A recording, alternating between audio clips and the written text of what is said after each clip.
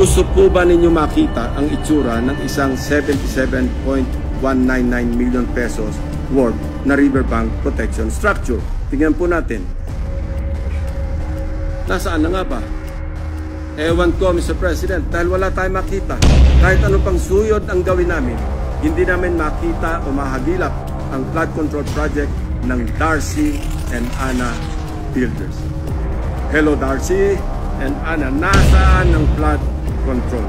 Tumawid naman tayo sa barangay Abulalas, sa bayan pa rin ng Hagonoy. Silipin natin ang tatak Darcy and Ana Builders flood control project. Sinuong ng aking team ang baha sa barangay Abulalas, Hagonoy para hanapin ang proyektong construction of riverbank protection structure mula sa Darcy and Ana na nagkakahalaga ng 77.199 million pesos na naman. Ito po ang tumambad sa amin, Mr. President.